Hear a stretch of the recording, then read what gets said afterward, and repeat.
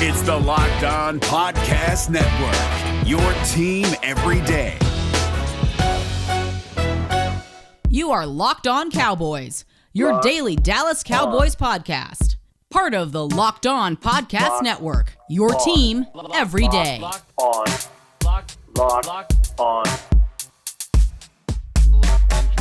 Locked On Cowboys.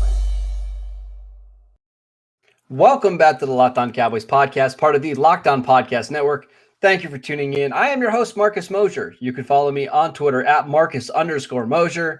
And joining me today, as always, is Landon McCool. You can check him out on Twitter at McCoolBCB. You can also listen to him on the Best Coast Boys podcast. Landon, what is going on, sir? Not much. We are, again, still creeping closer to the draft. We are starting to see teams making moves, starting to position themselves to get ready for picking cleanly in the draft. We got, I think, 23 days, if I'm not mistaken, until the first night of the NFL draft. So lots of things are happening, and there's lots of Cowboys questions that are coming our way because of all these moves that are happening. Yeah, we're going to get into some of your Twitter questions today. We got just a fantastic amount of questions, and let's get into it. Landon, the first one comes from JJ. This is a fantastic question. He says, would you be interested in signing a player at his position that would be considered the greatest of all time? He's only 30 years old and would only cost $1 or $2 million. Would you be open to this? Oh man, this feels like a trap. It's not a trap. This is the player that we're going to talk about is inarguably the best player at his position of all time, without a doubt. Is it LP Ladasor? No, no. This is a guy that, again, I'm setting this up. He's in the prime of his career. He's significantly better than anything the Cowboys have ever had. And it's Cordarrelle Patterson. He's the best kick returner in NFL history. And again, you can't argue it. He has more touchdowns than anybody else. He has a higher average than anybody else. And he's been productive on 4 different teams, Landon. I got a good stat for you. Ready? Since 2008, the Cowboys have averaged 22 yards per kick return. Cordarrelle Patterson on 4 different teams has at least 2 seasons of averaging over 30 yards per return. We know how much the Cowboys value special teams. Would you be interested in bringing in Cordarrelle Patterson at the right price? Man, you sound like Cordell Patterson's agent. Yeah, send me some money, Cordarrelle, please. I mean, the truth is that it's cheap. It's not super. No. He won't be super expensive. He can give you something in the receiving game too. I mean, I think if you could, he's a guy that you could scheme some plays to, and he's dangerous with the football in his hand. And out of the backfield, you could use him as a running back if you need to. I'm not uninterested. That's for sure. I mean, I think that you're just not as interested as I am. Is basically what I'm certainly not taking a percentage of his salary to get him signed. If that's what you mean. No, I think that those are all interesting numbers. You know, what's funny is that Cordarrelle Patterson has done all this very quietly, and I think it's because he's been on 4 different teams. But the fact is that he is so successful, and it's not exactly widely known. Is kind of just a testament to how much moving from team to team really kind of affects your legacy, right? I think if the Cowboys get through the draft and they haven't taken another wide receiver that maybe they think that they can put in this position to do this. I know that they also like kind of using CeeDee Lamb as a punt returner and kick returns, that it's just not what it used to be necessarily. I mean, as far it's not because of all the rule changes and everything. So I would not be surprised though if they get through the draft and if they don't choose someone that they may circle back on this as an option, because like you said, it's the hidden. There is value in there. Yeah, there's the hidden yardage aspect of it that really can add up. So it might be something that's at least worth investigating. Yeah, so Patterson's not a punt returner. He's had 1 punt return his entire career. Where he thrives is as a kick returner. And last 2 years with Chicago, 29.5 yards per return, 29 yards last year. He's scored a touchdown in 3 straight seasons and kick returns. He's just very, very dynamic in that part of the field. And we've seen over the last couple of years, teams are just kicking away from Patterson out of the back of the end zone to make sure he doesn't return it. And listen, anytime the offense gives you a free starting spot at the 25-yard line, you'll take it. And when he gets a chance to return these, he is incredibly dynamic. So, yeah, I'm interested. And I think that kind of leads us to the next question, Landon. Do we think the Cowboys are done signing free agents until May 3rd, which is when the compensatory formula basically ends? I saw some people today asking about KJ Wright and Richard Sherman. Do we think they're done now because of that?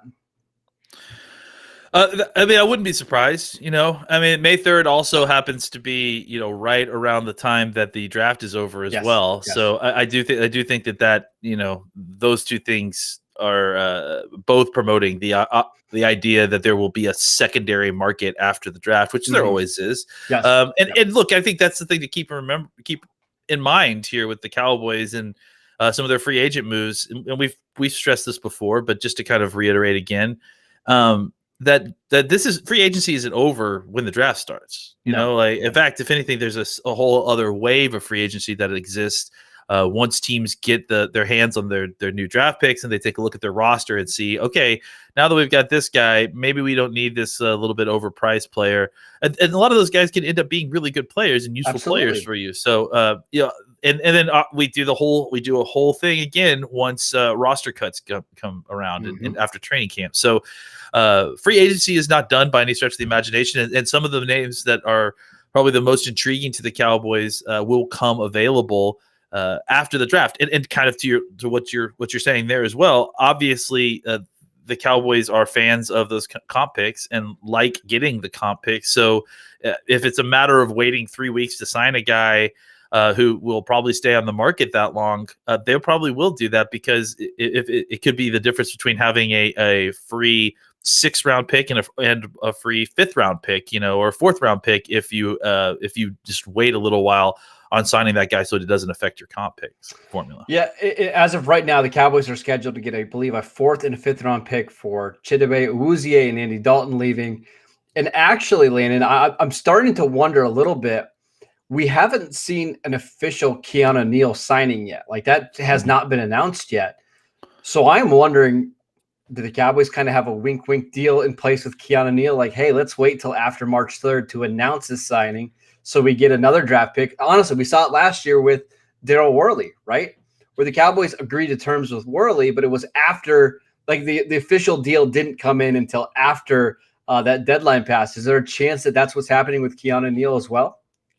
I mean, I'm sure. Yeah, I think there's certainly a chance. I saw someone tweet us about that, and I thought, as we get closer and closer to this, I mean, that's still 3 weeks, like we talked about, more than 3 weeks out. So it'll be interesting to see, because I mean, they announced it, 2 weeks ago.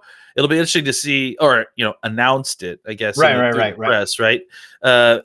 It'll be interesting to see if that's the case, and they just are willing to just kind of sit on a contract for a month. And like, look, I mean, if Keanu Neal is willing to do that, that's interesting too.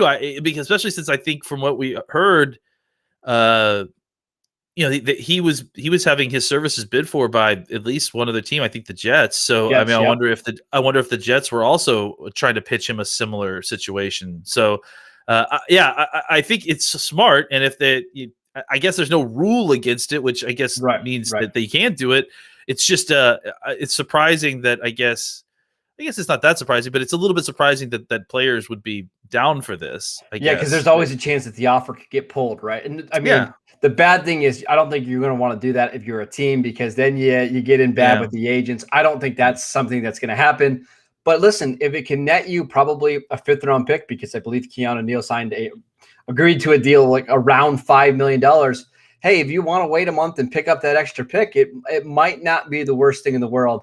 We're not saying that's happening, but you do wonder, the longer that this goes on, if that's kind of what's happening here. So something to pay attention to over the next couple of weeks. Just wanted to pause really quickly to tell you guys about BetOnline, the fastest and the easiest way to bet on all your sports action. Football might be over, but we still have NBA, NHL, and the MLB are all in full swing. BetOnline even covers awards, TV shows, and reality TV with real-time updated odds and props on almost anything you can imagine. BetOnline has you covered for all the news, scores, and odds. It's the best way to place your bets, and it's free to sign up. Head to the website or use your mobile device to sign up today and receive your 50% welcome bonus on your first deposit. Just make sure you use that promo code LOCKEDON. Bet Online, your online sportsbook experts. All right, Landon, we've got a lot of people wondering about the Carolina trade that happened yesterday where they went up, or they went and acquired Sam Darnold, the former number 3 pick from the Jets. They gave up a 22 second-round pick and a couple other day 3 selections. First and foremost, do you think that changes anything for the Cowboys sitting at number 10? Because we kind of penciled in Carolina as a potential landing spot for a quarterback. I've heard a lot of analysis about this in the last 24 hours. I still don't understand, I guess, how this would preclude Carolina from taking a quarterback at 8. Well, they did. I think that's the 50-year option that's giving people pause, right? Because now they've guaranteed Sam, was it nearly $20 million for the 2022 season? Yeah, I mean, I guess I understand that, but to me, it still feels like this was a situation where they were going after Deshaun Watson. I think everybody was aware of this. It's pretty publicly known that they were probably the first in line to try to go really make a play for going to get Watson. Since that has gone sideways, I think that this is a soft landing spot for them that they decided that they could, would be reasonable. Honestly, I think at this point, really what this is about is that they just cannot go back into the next year with Teddy Bridgewater. Probably. And that they feel like they can't, that Teddy Bridgewater is just not going to do it for them. I honestly don't know that this necessarily does take them out of a QB at 8. I know it's a lot of money, and I know it's in picking up the option, makes it even more of a commitment there. And I've heard other people asking, why did they even do this if they weren't bidding against anybody else? To me, the thought process is, okay, we couldn't get Watson. What happens if, at 8, they're not guaranteed to get any quarterback? I think that's the more interesting thing here, right? Is I wonder if Carolina already knows what the top 3 order is, right? I think most of us know the top 2, right? It's Trevor Lawrence and Zach Wilson. And then if, let's say, their top quarterback they believe is going to the 49ers, okay, now you're trading for the 4th or the 5th best quarterback in the draft. And if you don't love those guys, then that's probably why you did that move. And then the other part of it is, I saw a lot of people saying, well, why didn't they just trade up to 4 and go get Justin Fields? Well, my guess is either Atlanta's not doing that. Atlanta either is going to take one of those quarterbacks, or they're just not going to trade with Carolina, right? They're not going to give Carolina, let's say, Justin Fields. So that's what makes this so tricky. Yeah, look, Carolina. If you look at the situation Carolina was put in by this whole Watson situation, right? Like, it's terrible. They put their eggs in the basket that Watson was going to be the guy that they would make a push for, and they'd pay whatever it took to get him. That's not an option anymore, and that fell apart in quite a sudden way to the point where I'm sure that they scrambling. Absolutely, I'm sure. But but I think that this is not exactly of their own making, of their own volition. I think, they got handed a terrible situation. They're trying to make the most of it. I've also heard some people saying, why didn't they do this deal like after the draft? I just think that what they're doing now is, what's the worst case scenario that they had after the Watson situation? That they couldn't get any quarterback, right? Yes, that they got through the free agency without a quarterback. They got through the draft without a quarterback, and now they're back at Teddy Bridgewater again. To them, I feel like they felt like that was unacceptable. So by going to get Darnold early before the draft, look, they were bidding against themselves, but I mean, again, they didn't pay very much for a guy that was a number 3 overall pick several years ago. He was only 23 years old. Yep. So I think there could have been a potential that if they had gotten through the draft and they had been unable to get a quarterback, that suddenly that's when the market for Sam Darnold may actually heat up, because now all the other teams that are on the try to draft a quarterback carousel that didn't, that didn't have a seat when the music stopped, right? They're all going to be trying to bid for Sam Darnold because Watson's not an option right now, and there won't be an option likely after the draft. And Darnold is really the only valuable piece of potential that you could say that has any kind of upside out of any of the remaining quarterbacks. And look, I'm not saying that Darnold is going to be a success at Carolina, or that even he's good or he's earned any of this. But if you're just looking at, how desperate teams are to make sure that they have their quarterback situation handled, I'm not going to blame Carolina for getting screwed by the Watson situation and then overspending at the position potentially to get what they need at quarterback. I think that's a smart way to try to handle the situation, because ultimately quarterback's the whole ball game. So do we think this impacts the Cowboys at number 10? Because I think, again, 3 quarterbacks are going off the board in the first 3 picks. And I'm still assuming that 4 quarterbacks go in a row. So do we think the Panthers, because they drafted Darnold and maybe are still an option with a quarterback, does this change anything for the Cowboys? I mean, I think it's hard to know. I think yes, it has an effect because they pick at 8, which is before 10. But I think, how it affects it is a little bit clear. If anything, it just made the situation more muddy, I think, than anything, right? To me, I feel like it actually makes it a little bit clear. Like, it feels like the Carolina is either going quarterback or offensive lineman. Like, to me, that's it. I can't think of anything else that they would go. And so to me, that means if Penei Sewell is there, that's where they're going, right? I think those were the options before too, right? Like even before this pick, they were they were going offensive lineman or quarterback. So I guess my point is that when I saw this pick, when I saw this trade, my initial thought was, oh, that takes one more team off the quarterback market, which is a negative effect for the Cowboys. But ultimately, I don't know that that's true. I think this probably makes it slightly less likely they take a quarterback at that spot, but I don't know how much less likely, because ultimately I don't know if they view Sam Darnold as the long-term answer. And Matt Rule has got a long-term contract there, so it'll be interesting to see exactly how it shakes out. I do think it's interesting that the first offer the Panthers sent out for Sam Darnold was at the Ohio State Pro Day, and that was a 4th-round pick.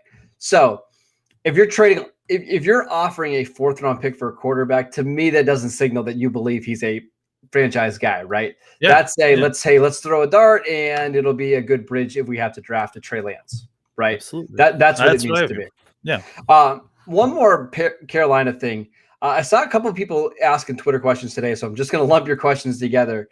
Would Teddy Bridgewater be a backup quarterback that you would be interested in? I know he's got just a monster salary right now, and that part of it would have to be worked out, whether it's Carolina paying it, whether it's the Panthers just cutting him. But if Bridgewater is available, and he is, would you be interested in him as a backup? It's too much money, I think. What if he's released? What if he's released and he's veteran minimum or the same deal you gave Andy Dalton? Maybe. But I don't know that he has the same appeal for me that Andy Dalton does, because I think Dalton at least had more skins on the wall. I don't know. I think.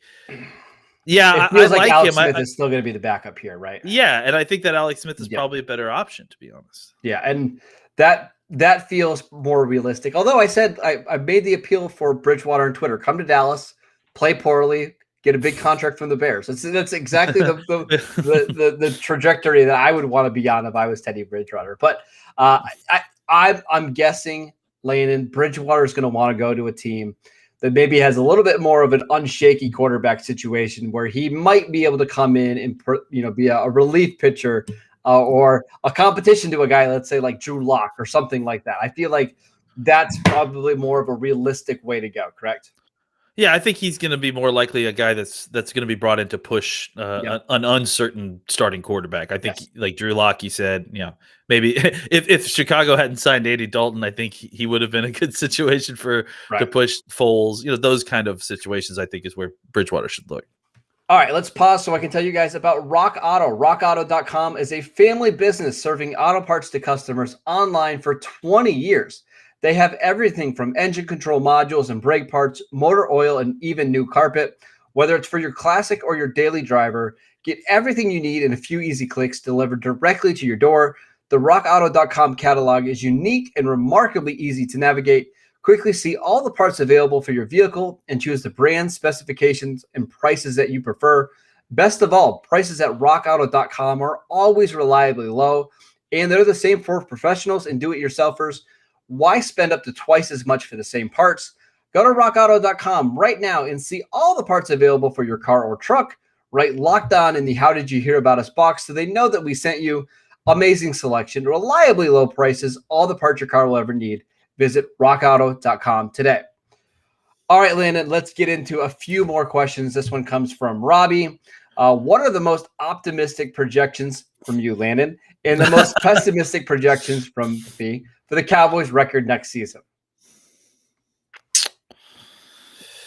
Well, first of all, we got to add in that 17th game. Don't forget. Yes. It messes everything up. It messes everything up. It's not going to sound right. The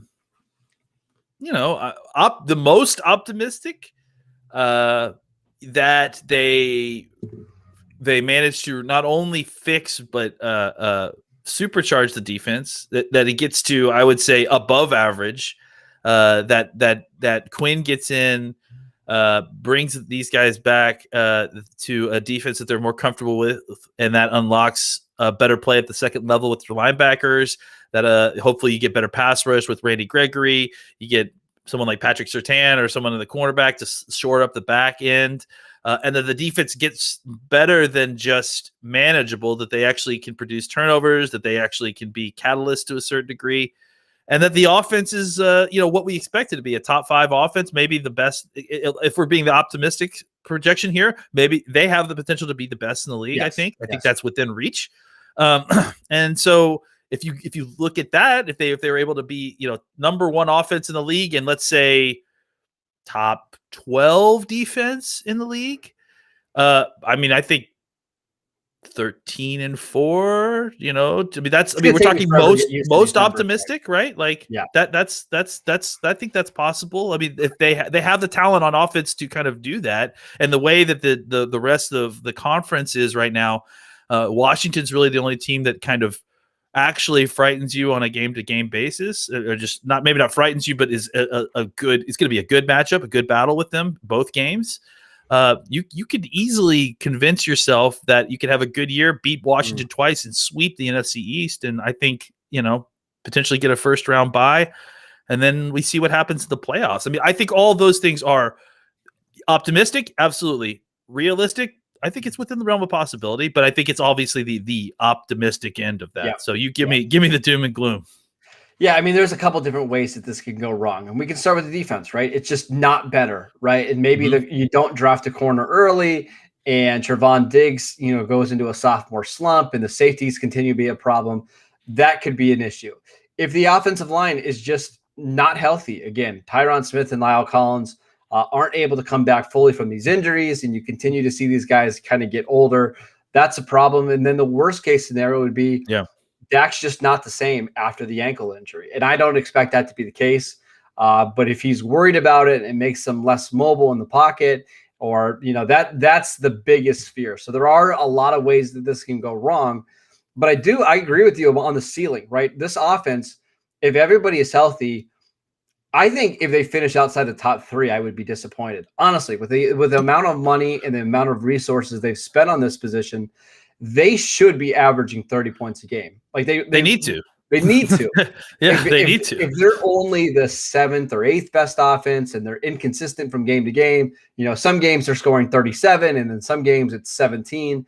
That's going to be a problem. So I do think the ceiling is relatively high, but I also think when all your eggs are in one side of the ball, and if Dak's not healthy and not playing well, it could get sideways pretty quickly. Let's get into one more question. I saw this one, and I'm sorry, I forgot who said it. But they want to know our biggest draft misses when we've been doing this evaluation. Because believe it or not, Landon, I think listeners don't believe that we get every single pick right. I know that's shocking. That's just blatant disrespect to us. Can you think of one player where you just completely missed on?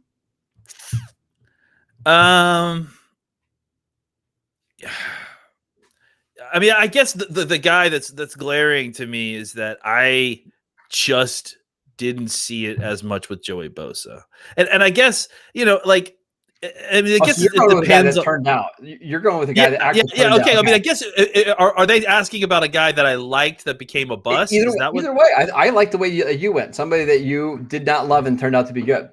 I tend to think that most of my misses come that direction, right? Where I don't like a guy that I just don't see it on, and they end up being really good.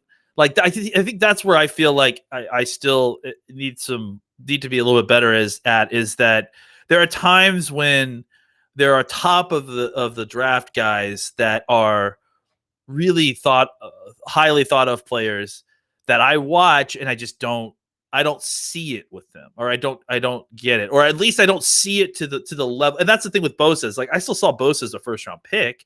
I just didn't see him as a top 5 defensive end. Mm-hmm. But he is. I mean, he clearly has played like that since he's came into the league, and he's dominated when he's been on the field. And so I think, guys like that is where I really miss is that I managed to underestimate great players sometimes just because it's tough for me to see the projection. Even though with someone like Bosa, like it seemed very clear. It almost seemed like too clear to me. I don't know. But I think those are the guys that I miss on a lot is guys. And that's why I'm nervous about guys like Gregory Rousseau, is that, I mean, not that those are even necessarily comparable players, but somebody in the league thinks that Rousseau is a first round pick. I don't necessarily see that. But that triggers nervousness in me because now I'm afraid that I'm missing out on something. Yes. I think, if you're talking about guys that I liked that ended up being no good, I don't know. We were talking about Gerard Holloman the other day. Oh, that's it. Yeah. And I thought that he could figure it out despite not being able to tackle very well, but I guess not. All right, so I'm gonna give yours.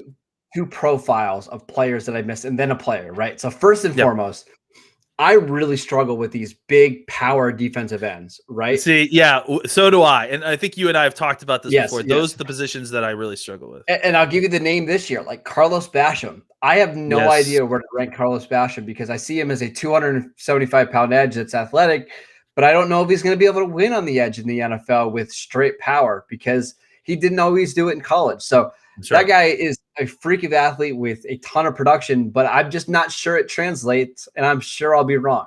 The other position is at wide receiver with these guys that just don't do anything in college, right?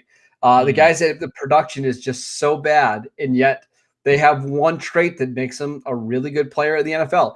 I think I've mentioned this one before, like a Terry McLaurin, somebody who did not produce a ton at Ohio State, was really a special teamer there, the 3rd or 4th receiver. I thought he was going to be somebody that would go late on day 3 as a gunner. And then he goes to Washington and he's the wide receiver 1 and maybe a top 10 or 12 receivers. So the late breakout age receivers that don't have a ton of production are the ones that I struggle with. And then a player that I whiffed on is Akeem Butler from the 2019 draft. I love these big athletic guys with huge catch radiuses that can go up and win the ball in the air. And even with like Butler, you saw enough separation in the Big 12, but he just wasn't a good enough route runner. And he was kind of slow. I mean, he ran fast at the combine, but when he was on the field, it didn't necessarily translate. So those kind of guys I've always struggled with. I love the guys that win the contested catches. And maybe it comes back to Landon, and we'll tie this to the Cowboys. Dez Bryant, one of my favorite players of all time. How many players have we seen comp to Dez since Dez has been drafted that just can't replicate what he did, right? So many of these bad ball catchers, and just none of them turn out to be Dez. Those are the guys that I struggle with. Any comments on that? No, I think that's correct, and I think I struggle with it too. And I think you're not alone. I think a lot of analysts struggle with. We talked about the defensive ends, but those kind of big bad ball wide receivers.